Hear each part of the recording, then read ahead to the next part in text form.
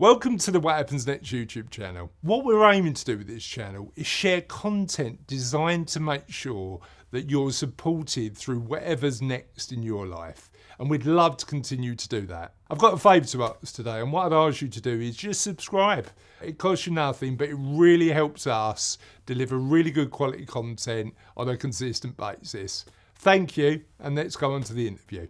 Good morning, and that was a bit high. Welcome to What Happens Next with Chris Dames, and I'm really excited today to be talking to Ben. Now, Ben and I met probably about 6 or 8 weeks ago now, Ben. It was a little while ago, wasn't it? Yeah. And we got into this conversation about physical well-being, but actually the importance of thinking about our well-being in a sort of more rounded context. So what I'm really excited about today is to share with you Ben's thoughts, not only around the area of physical well-being, but also looking at how it fits into the entire picture. Ben, I know you're a new dad as well. How's that going? Yeah, brilliant. And yeah, it's absolutely fantastic. And it's more important for me, it's been really important for me to prioritize all of this, my sleep, my well-being this last couple of weeks, because, everyone says it's going to be terrible and you're not going to be sleeping. But actually, if you prioritize these things, then it's actually a really lovely Yeah. week. It's a really lovely time. So you're sleeping well. How's the baby doing?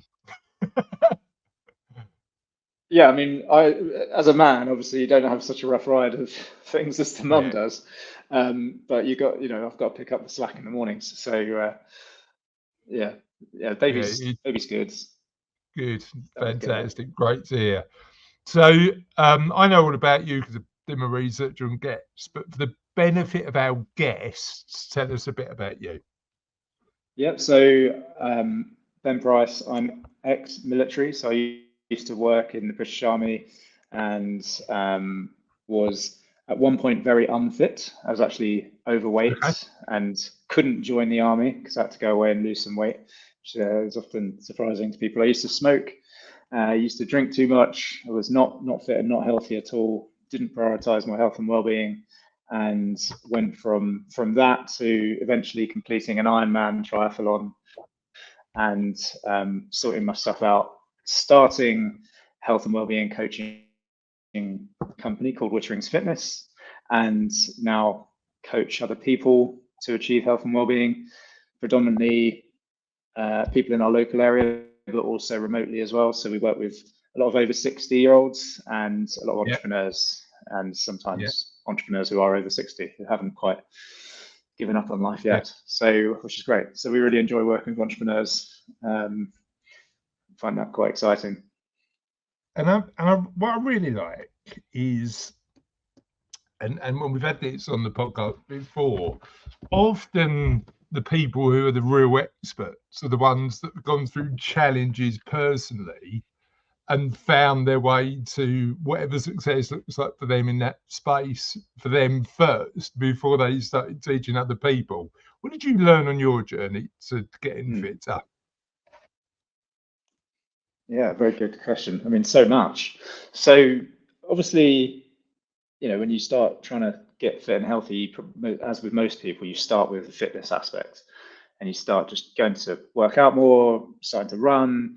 And so I kind of did that quite blindly, really. Even with the army, no one really teaches you exactly how to move properly, how to avoid injuries from propping up. So therefore, I got lots of injuries, and I didn't look at my health and well-being as a holistic approach, which is what I do Yeah, now. And yeah, it's very overwhelming as well. You start learning about fitness. There's so much involved in fitness, and then you realize, oh, I should probably be looking at my nutrition. And then there's a hell of a lot. There's so many rabbit holes to go down with nutrition, and then it's there's this other area of how to recover from exercise and stress, and then there's all these other things. So I'm a simplifier. So I look at all these things, and when I find something which is really good, I add it into my score, my measurement. So I call it the Super Six yeah. well-being assessment. And so that simplifies all of these different aspects and components of well-being. And so now when somebody says, well, I just want to improve my overall well-being, you can say, right, let's measure it and let's actually see where you're at. And then really like that. Really like that. Tell me a little bit about what because as you said, being involved in the military was quite a focused way of doing it, but you picked up a lot of injuries. What did you learn from that experience? What skills, attributes, things that you use today have you picked up from sort of being in the army? Yeah, lots of things. Probably the most prevalent. So core values, we got really, you get taught that when you go into the army. You get lessons from the Padre, sea drills, courage, discipline, integrity, loyalty, selfless commitment. So those sorts of things I didn't really appreciate at the time, but when you leave the military and you realize actually these are quite special things that you've been taught and you've got them in your psyche, those are actually really valuable. So like some good strong core values, things like integrity, surprising how many people don't have that, which is, always, I just always take it for granted that people would be like that. I tell you what's interesting as well is, particularly for the sort of clients we work with, where they've not really identified what their core values are. And actually, for me, and I don't know about for you, I'd be interested in hearing, those are the get up in the morning stuff. Because regardless of whether I'm having a bad day or a good day, I know what I believe internally. And it's interesting, isn't it? That element. How many values did you take from the forces, and how many have you applied since and thought, actually, I don't believe that, I believe this? Good question. So I spent a lot of time thinking about this and I came up with merits. So we use merits in which means fitness as our core values. And so we added in M, which is move fit.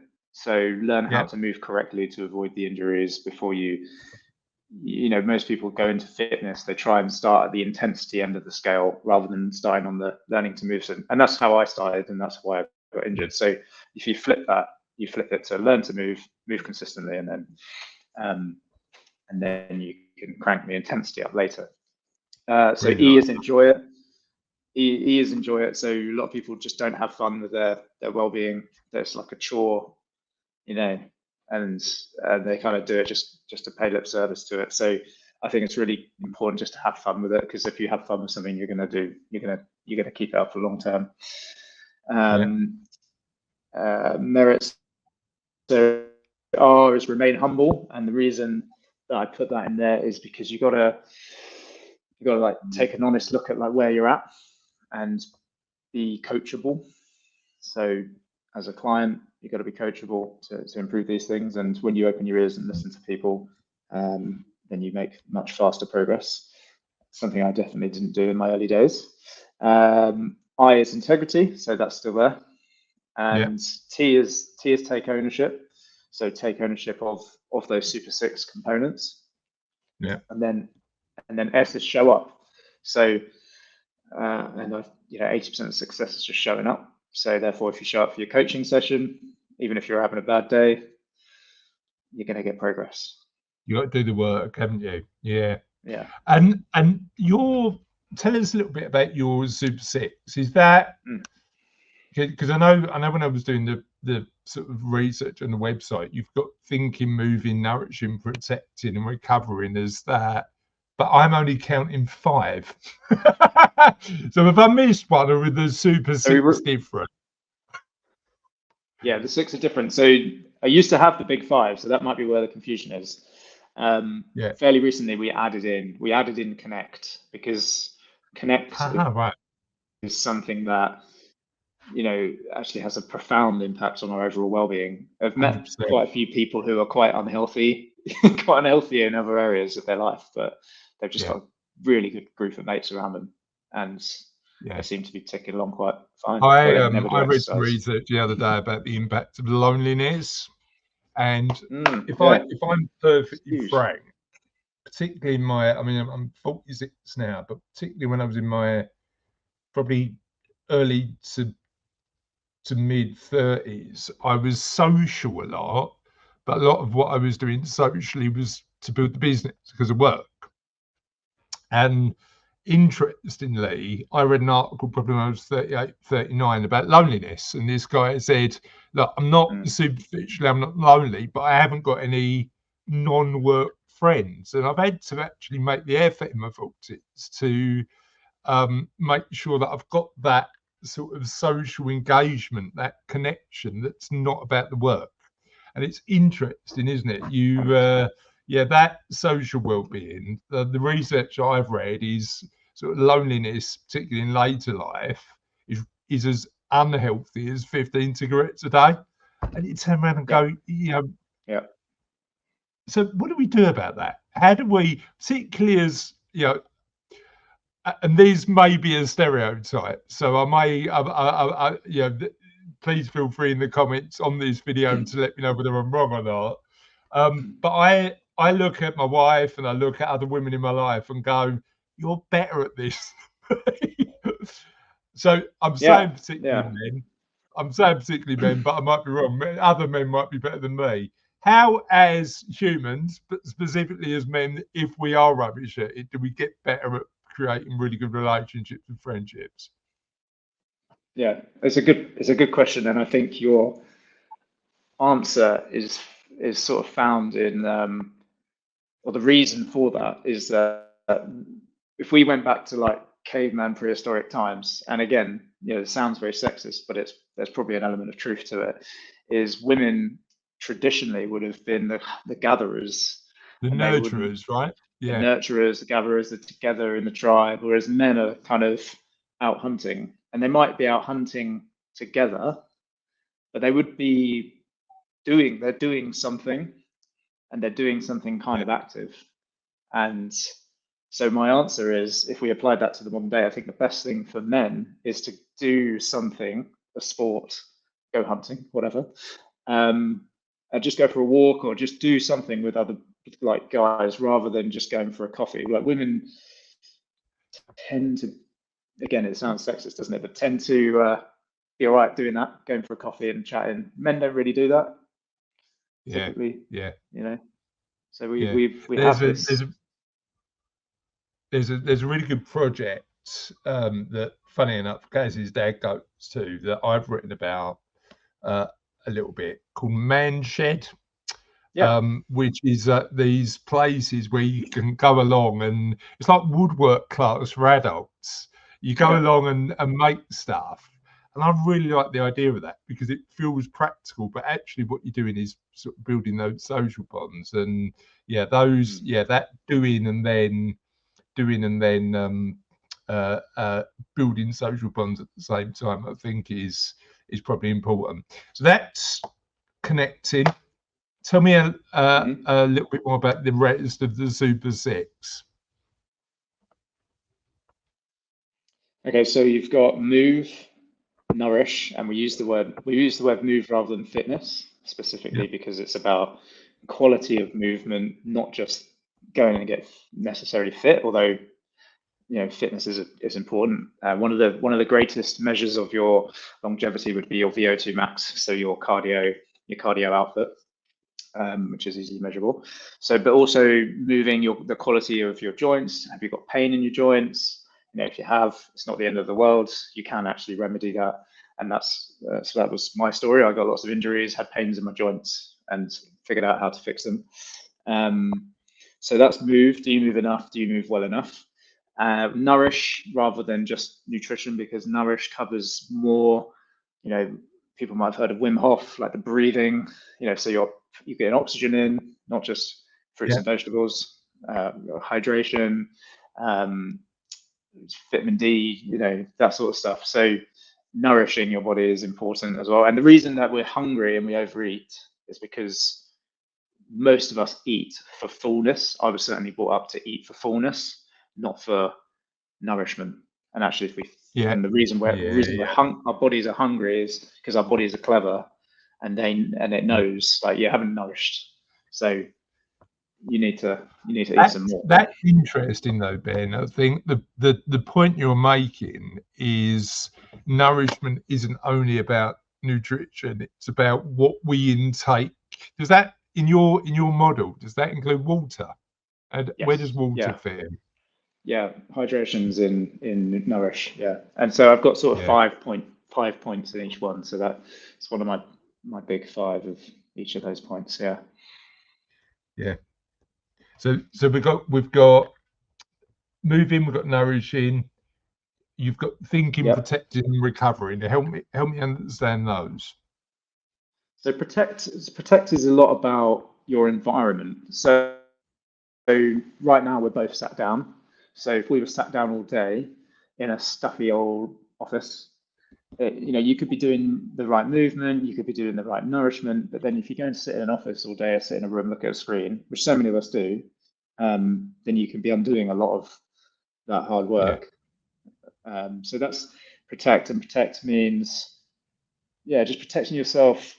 We can't necessarily always get away from our environments because we are generally working on computers, but just doing the best you can to make sure it's minimizing the impact on your body.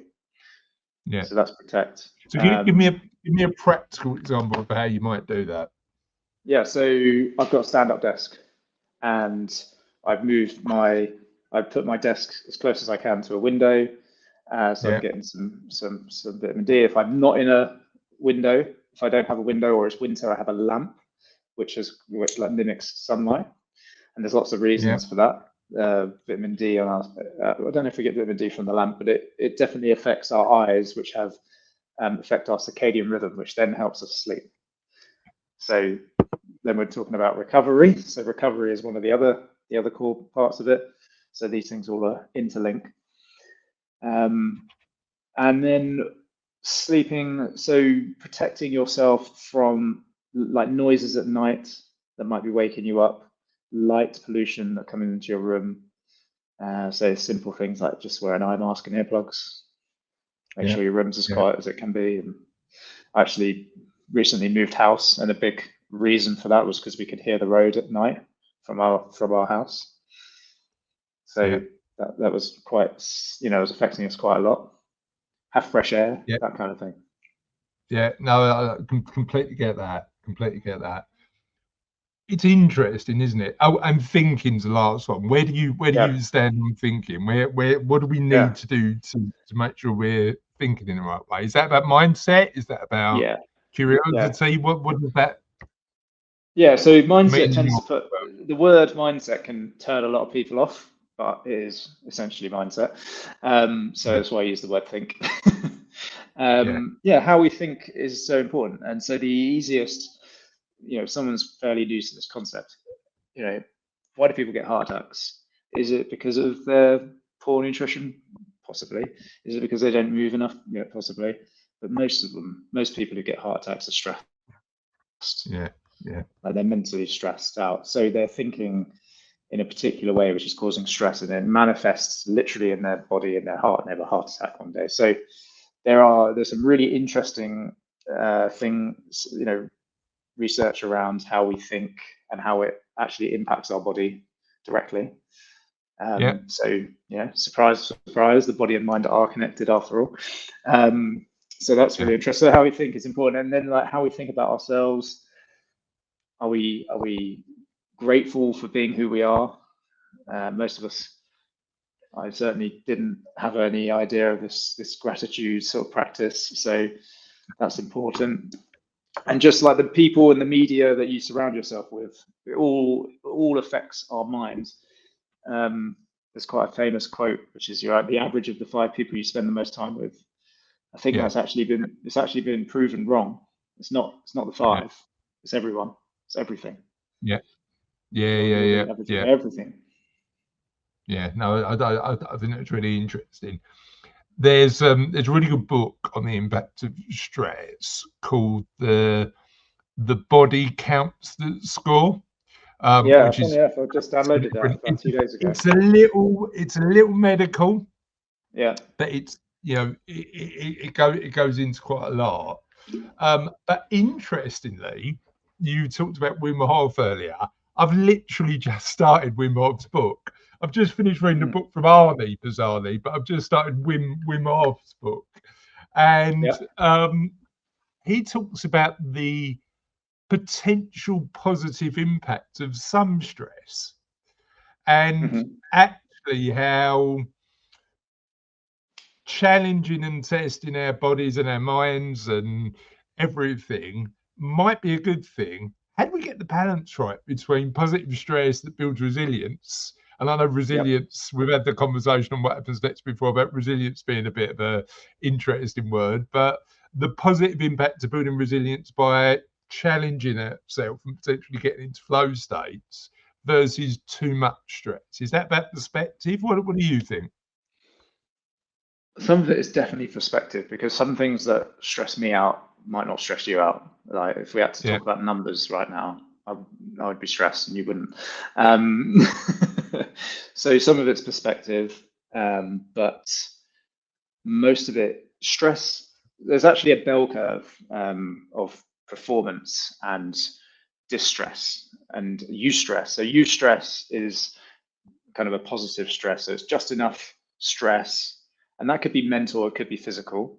So let's take Wim Hof stuff, for example. So Wim Hof, it's a bit of cold exposure in there, there's breathing, there's mindset, but the cold exposure is the stress that he's talking about. So if you spend a certain amount of time in the cold, you see a performance increase. But if you spend too long in the cold, that would start to drop off and you'd be distressed. And so the same thing happens in our minds, because with work stress, like a little bit of it is enough to actually increase his performance. That's why people set in the Olympics, they set world records at the Olympics. Stretch goals. There's just enough stress to kind of get them to the top of that peak. But then also some people fall off that curve and they are distressed and they freeze and there's no performance whatsoever. And they've been, because they just built up too much. So getting it right. Get the balance right. And I think the interesting thing, I mean, you're like all of the points you've mentioned that I definitely agree with, and certainly, your Super 6 fits in our what happens next model really well, but just in different places. What ones do you reckon people ignore, underrate, under-discuss? Where do we need to have better conversations around that Super 6? Oh, good question. So we actually have quite a lot of data on that because we collect everybody's scores. So most people know about movement. Most people are moving enough. Probably most people are moving too much, actually. Not most people. Most people aren't moving enough. But those who are aware of exercise and how that benefits you are doing too much. So you've got two things going on. So not many people who are just nailing that, bang on. But most people are kind of aware of it, are doing it. Most people know about nutrition and nourishment, but probably aren't doing it. It's very rare that you meet people who are doing too much of that. Not many people really understand protect and recover. There's the recovery side. There's a guy who I've recently discovered called Brian Johnson, not the guitarist, but he's a billionaire in the USA somewhere, and he's trying to live forever. He reckons he can. Yeah, he's the guy who got the blood of his son or something, wasn't he? There's lots of clickbait about him. If you actually listen to him talk, he thinks he's gonna, because of technology, he thinks he's going to get to the point where he will, what's he call it, escape velocity, where we actually the speed of technology, reaches a point where he can do it. But his number one thing, so he's the most tested guy on the planet. He is. I mean, to be fair to him, and that you're right, there is a lot of inflammatory conversations. I listened to him. I think he did a Diary of a CEO that was really good. And I might have heard him on something else. But the interesting conversation was, I mean, he's a data guy, isn't he? Everything is tested and measured. And his number one thing is sleep. Sleep is number one thing. His number one big thing is what? Sleep, quality sleep. Yeah. And you know, so many of us wear that as a badge of pride. And you know, recently becoming a dad, everyone says there's like a mind virus. I've noticed everybody says say goodbye to your sleep, and sleep's going to be hard. And but I realize that most people are not prioritizing their sleep anyway. So Anyway, therefore, when yeah, you have a kid, obviously it gets worse. So for me, yeah, I prioritize it. In fact, I know about this mind virus, so I'm going to prioritize it even more. yeah, I've got 100%. earplugs, headphones. I'm like Yeah. eating early, all the So rest of it. I was saying to somebody the other day, that's the area that I need to have a bit more energy on. But I do love a nap. So Yeah. how from a fitness perspective, do the naps come into play, or should it be 8 hours and then sort of go to bed early, and then how do you feel about that? I think there's some good research around naps. Yeah, Yeah, I yeah, not the suspect way that I if do you, it. My yeah, ones are like hour and a half long. oh, okay, yeah, it might be Might be a bit long. a bit long. If you feel like you need a nap, then maybe that's a sign that you didn't sleep well. But the only real way to do it would be to measure. So I measure Yeah, my sleep, and then I make notes. You know what affected it. What do I think? Like last night, I had a poor sleep. I ate quite late. I had some chocolate quite late. Maybe that was why. I actually tried to go to bed early, which also probably didn't wasn't a good thing actually because I wasn't really tired enough. right. So Yeah, you yeah, know, yeah, yeah. but How important? Because it sounds like the day that you make those decisions, like you and your client.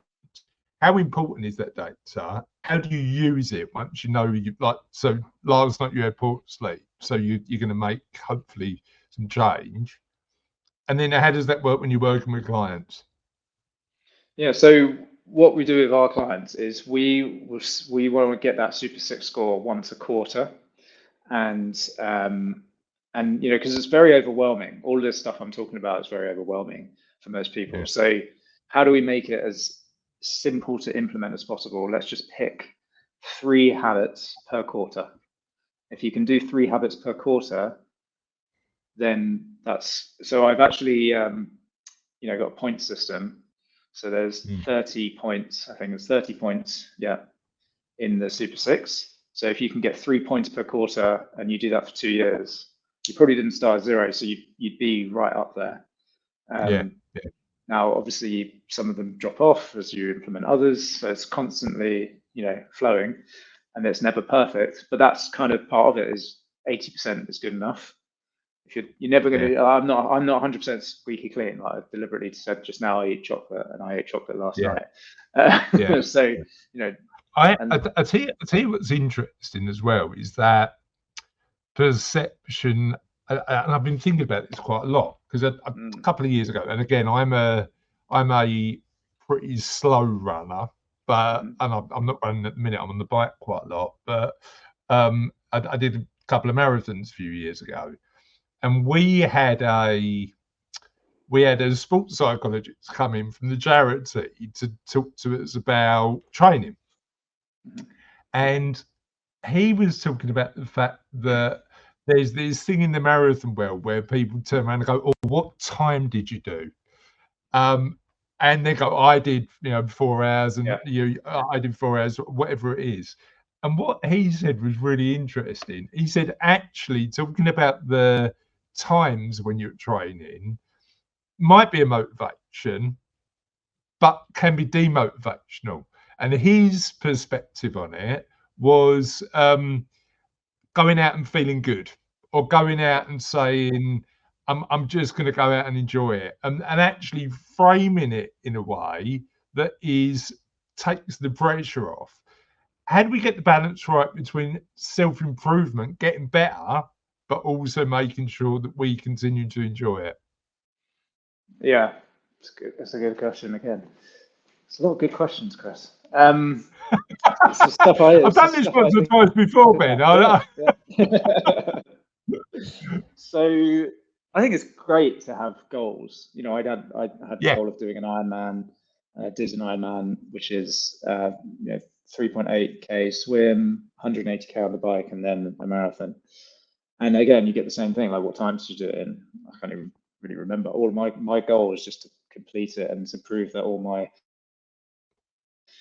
my theory was what worked, basically. And I wanted to Yeah. inspire other people. I wasn't really doing it for there was probably a bit of ego, which is, we want to be an Ironman, and that's, I think you just got to play into every single thing you can do to motivate yourself in those situations. Yeah. But I think you're right with like the When you're in times. it, I mean, I don't know about you, but it's never the day. It's always the training session, like 3 weeks before, where you've got to do like sort of that's really intense. And you go, why am I doing this again? Yeah, and you've got to know Whatever what you that can why is. use is fine, isn't it? Yeah, I think if you don't have the why of why if you don't have that, Yeah. you won't do it. What was So I your think why? my What why was your why? was to inspire. It was to inspire other people to Yeah. achieve more than they really thought they could. Because I used to not be able to run down a road, I run around a block kind of thing. I'd be knackered. Yeah. So if I can go from that to Ironman, then that's great. Other Well, people. and that's the interesting thing, and like that goes back to that purpose conversation we were having before. What is your, so my one is I want to have a positive impact every day. And I do that with my clients. I do that by sharing conversations like this, but that motivation then applies to a lot of areas in my life. And inspiration for you sounds like that's your version of positive impact, right? If I can do it, you can do it. I like that. I like that a lot. Definitely. Yeah, inspiration's it's very motivating. Tell me a bit, because we've got the what happens next model. You've got a 9-square matrix that I've seen that's amazing, by the way. Talk to me about some of the component parts of the matrix. Okay, so it's a 9-square grid, and I actually found this. It's from really randomly from Chinese. I think I was trying to work out how to do a vision board, and I found this like Chinese vision board thing, and I was like, okay, I like this. And in the center is your health and well-being, and the point of the whole thing is like if that energy is low, I think they say chi, don't they? So chi, if that energy is low there, that's not going to spread to any other area of your Gotcha. life. And so if you want financial goals, if you want family goals, if you want career goals, if you want travel goals, like all of these other external things around on that grid, you just got to pump up the middle block. Like and in the army we had the thing which was the force multiplier, so the one thing that gives you an advantage over everyone else. So I call it the force multiplier. So health and well-being is the ultimate force multiplier. It affects everything else. There's nothing else really. Like you could argue finance affects other things, but we all know people who maybe are wealthy and don't have their health. So Yeah. you can spend money to try and fix it, which is one of the paradoxes, which is what a lot of us do. But actually, if you flip it and you go, right, I'm just going to nail that box, prioritize it. It's so interesting. I agree with you, by the way. We don't in what and you notice in what happens next model, we don't put money in the middle, because we know that financial well-being and reaching a degree of financial independence and security removes worry, removes some of that financial stress. But I'm with you that if you haven't got your health, what's the point? Because you can't do the things you want with the body you've got to do that. Yeah. When we were looking at building the model, we wanted to put purpose and values in the middle. And again, I don't think there's any right or wrong answer on this, by the way. If people are making positive progress, cool. Yeah. But the reason for that is often, particularly when we're working with clients who are thinking about what happens next, they've been doing things so often for so long, getting to a point where they realise this ain't working for me and lost the sight of that why. So for me, starting with the purpose and values is going to people where they are, where they're turning around and going, what do I want the next chapter to look like? And I agree, actually. Like, focusing on financial well-being might get you to a point where you work out, but asking those pertinent, what's your ikigai, or what's the reason you get up every day, is an interesting one. But yeah, so I completely get why physical is in the middle. What are the other component parts? So you've got financial well-being. What else have you got in there? You've got things like career, you've got family life, you've got people, social life, travel, knowledge, self-knowledge. Yeah. So wisdom's one. Relationships, and I think that cover about 9. I think we've got most of them. Yeah. Here's a question. Yeah. Wisdom and knowledge, what's the difference? Oh, wisdom and knowledge. What's the difference? I guess I've used those words interchangeably. You've caught me out. I guess wisdom is more experience, but you can buy experience by getting a coach. That's what I think. Yeah, I mean, Whereas that's knowledge, true. maybe knowledge is more specific on a subject. Yeah, it's interesting. And talk to me about why travel is part of the 9. So what about travel to you is important, do you think, when you're thinking about the matrix? I think travel is getting out of your bubble, and literally getting Yeah, out of your bubble and seeing different places and experiencing, because travel is travel and people, like people you want to connect with, helpful people, and we know connection is important, but sometimes inspirational people is in there as well. So like, what people do you want to go and meet with and talk to, and that, as we talked about earlier, is actually massive for I always the think brain. I I always think it's interesting because, like, you think about, like, and again, it's that element of positive stress, isn't it? When that, like, sort of, you intentionally pop that bubble and took somebody who's got a completely different opinion to you, and you go, this is interesting, but it's also quite challenging. But then it expands your opportunity, and I agree with you. I think for me, travel is a really good way of doing that, because you get to meet people that you'd never normally meet and experience things you'd never normally experience in a way that in a way that works. I know that one of your favourite books is The Slight Edge, because you told me about it last time. Yeah. I've not read it yet. Tell me a bit about it and what the component elements of it were that really resonate with you. Okay, so I give you the backstory of how I found that book. So that was kind of the first self-improvement, self-help type book I'd ever come across, read.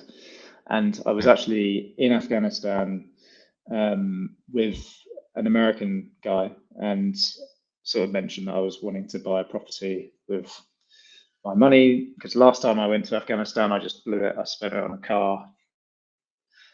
Wasn't a good investment at all. And in fact, it was a liability.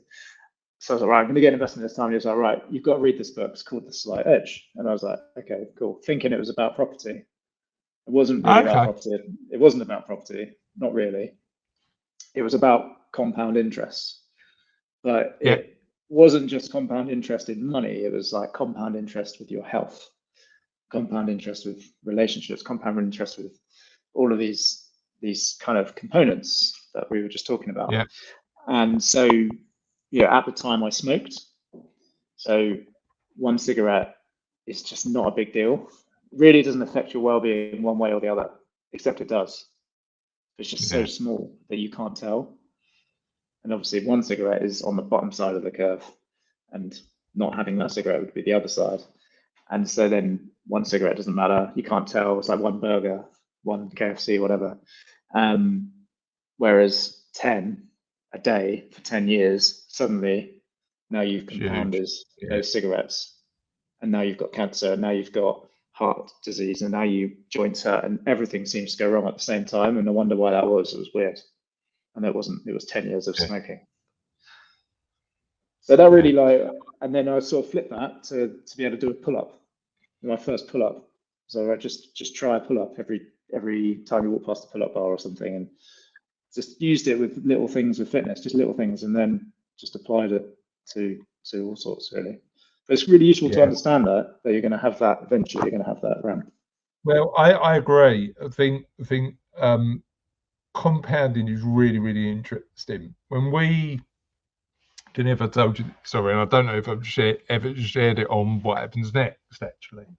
But when we started the podcast, so 6 or 7 years ago, when we started podcasts where we interviewed, similar to this, but we interviewed people who are doing good in the world, and we called it the Kindness Project, and we reached out to all of these charity leaders and wanted to share their stories and stuff like that. I love doing it because I did it with my daughter, and it made me feel better because I was sharing the stories. Unfortunately, Ben, at the start, we weren't sharing it with too many people. We just didn't have an audience. So the first week, Russ, who produces What Happens Next and does the stuff, did the stuff for the podcast and stuff like that. I said, "How Russ? How did we get on? Did we get loads of listeners?" And he went to me, "No, we got 17." And I said, "I could go out in the street and shout at more people than that, Russ. That would be a more effective method of communication." But it's interesting. Building the audience for that was exponential. You know, compounding. If we look at the numbers, compounding applies. If I look at my income in my business, you know, not a straight line, but compounding is applied. If I look at my own wealth or my I was going to say my fitness, but I think that's more of a wobbly line. Compounding in the early days that definitely applied. And I think, that the big one for me, very similar to The Slight Edge, is a book called The Compound Effect by Darren Hardy, who talks about that. And it's interesting because that concept, once understood, is really powerful, right? Game changer. Because you justify in the moment, don't you? Yeah. In the moment, I'll just have that cigarette. Be fine. Yeah. Well, and again, it goes back to the sort of that marshmallow effect stuff, where delaying gratification helps you achieve longer term goals. Talk to me a little bit about the clients that you look after who are potentially going through this What Happens Next journey. What's the main motivation of them coming to you? So for the over sort of 50s, 60s crew, it's a lot of restoring functionality into their lives. So maybe they're struggling just to go shopping and just to do some really basic stuff, or suddenly they can't do a sport like they used to be able to do. Suddenly they can't play with the grandkids like they used to be able to do. So for those kind of audience, that's really important, just to restore those things. It's not to become athletes or anything like that. And then with the entrepreneurs, it's much more about performance and being functioning in their day-to-day lives, because one night of bad sleep means a whole day of poor judgment and poor decision making. Then with the entrepreneurs, it tends to be a little bit more performance, talking about performance, and we actually took one of the, I think I told you about the MOI. Did I tell you about this? Yeah, tell me a bit more about that. Yeah, so I was watching the program The Blue Zones, which is on Netflix. Dan Buettner, and it talks about these blue zones where people are living to 100 years old or older. And in Japan, they have these things called moais, which are groups of people who meet for a common purpose. And they talk about health and well-being, and that's like a core part of what they talk about. But it could be anything. They could talk about whatever. And I thought that is amazing, and I would love to have that in the UK for entrepreneurs. So we started emoi.com, entrepreneurs MOI, and so we have a group of entrepreneurs who meet every week, and it's kind of an accountability, a mastermind, but there's a bit of health and well-being focus in there as well. Yeah. And I love it. It's brilliant. Because But everything what I'm you're trying to do is tied up into a word. Yeah, but I think what you're doing there, Ben, which is really interesting, is tapping into that community stuff so that we can all support and help each other, right? And be each other's inspiration. However, part of the challenge we've all got is it's really difficult to do it on your own. So where does and you mentioned earlier on about the importance of having coaches and accountability in our lives. Where do you think that fits in to the puzzle of well-being? So if I've actually realized the most important thing that we do is that for the entrepreneurs is the meeting. So we do online coaching, we have online workouts, we have nutrition and all that sort of stuff. But actually, if we met once a week, Chris, and you were like, right, I'm committing to go for a run tomorrow. That's you don't want to let me down. Yeah. And that's where the accountability comes in. If you've got a group of mates, we talked about connection earlier. This is kind of solving that problem as well. You've got a group of mates, and you might be meeting online, whatever. You don't want to let those people down. You don't want to be the guy who comes along next week and says, "Oh, I didn't do any of that." Yeah. So that's where the accountability comes in. It's what you said earlier. It's coming back to that element. As social animals, that can be a driver to every other element of our lives, right? Yeah, and it's the progress as well. The progress you make, because how often have you, in the past, have you done like a quarterly goal setting thing? You're like, right, I'm going to do these, put these goals down. Yeah, love that. Got my purpose, got everything. Put that in a drawer, and then see you later. Yeah. I forgot about it. Yeah. And then next week you're like, I can't remember what was on that piece of paper. Well, so I think the scary thing to do, but the one that I've realised that's necessary in my life is making it public. So my big one next is Ride London. I'm doing 103 miles at the end of May. If you're connected with me on LinkedIn, I'm talking about it quite a lot. I am absolutely petrified. I'm out every weekend. Literally, I'm a half man, half bike at the minute because I'm on the bike so much. But I made it public. Yeah. When I wrote the Kindness Project book, I made it public that I was doing it. And it's that accountability, because it's public and you can't avoid it, is quite motivational actually. It's an interesting thing. You put the pressure on yourself intentionally, don't you? And it's like it is something that I've been pondering though, and I've been talking about it with clients. I've been talking about it with a lot of people. I'm quite driven in some aspects of my life, and I was talking to Cassie the other day about getting the balance right between being happy in the moment and being focused on the future. So when we think this might be a bit deep to end the interview on, Ben, but I'm just curious about your opinion on it. Yeah. When we think about our own mental well-being and happiness, how important is it, do you think, to think about the future or now? Where do we get the balance right between the two? Yeah, it's something I probably also think about, and I recently sort of found out last year that I'm a futuristic visionary according to my Clifton Strength. So I think about the future a lot. But then, and I thought that I made enough time for the now, but only really having a child, which has forced me to stop and really be in the moment. This last few weeks has made me realize that I was not spending enough time in the moment. So that's something I've kind of realized recently is actually I don't need to be in the office at 6 a.m. Don't need to be in the gym at 6 a.m. working out and then over here working until 7 o'clock in the evening. Like it's probably that's not really fulfilling. Yeah, it's Actually. balance, isn't it? Yeah. Yeah. Yeah. And I don't think, I mean, like sort of having conversations with my clients and certainly me, and I think balance is probably the wrong word because there's no such thing as perfect balance. It's all like it changes all the time, doesn't it? But Yeah. if we're more conscious of it, we can just make sure that we're thinking about it, which is great.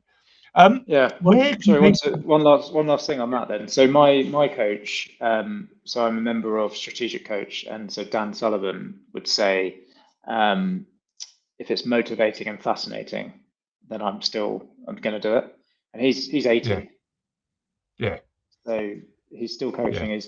If it's motivating me, if it's fascinating me, I'm into it. If it's That, not, I then mean, it's there, time there, that, to go. that is a great perspective, and it's really interesting because I've never done strategic coaching, even though I've been to a couple of their events, and I know Dan Sullivan's a big advocate of if I'm loving it and I'm intellectually stimulated, Mm. and I'm meeting people who are interested, why stop? Yeah. And that's Yeah. what happens next is about. That's about us having better conversations about saying this phase of whoever's life. I'm not quite there yet. I'm thinking about it quite a lot. This phase, 50s, 60s, 70s, 80s of anybody's life can be whatever you make it. But Mm. and Dan Regret. Sullivan's a massive advocate for that. I think it's interesting. Yeah.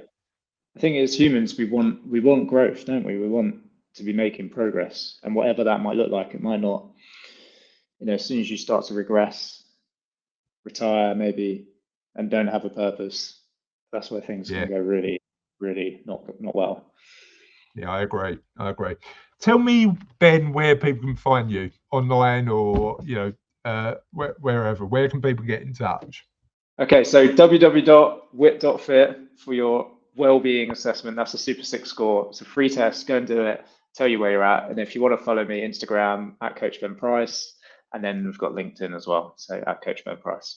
Thank you so much for today, mate. I've really enjoyed talking, and hopefully the questions weren't too challenging, but really No, curious brilliant. about your thoughts in all these areas. If you're watching, hopefully you've found that useful, and we'll make sure that on the comments we put links to everything Ben's up to. Have a lovely day, and we'll see you on What Happens Next soon.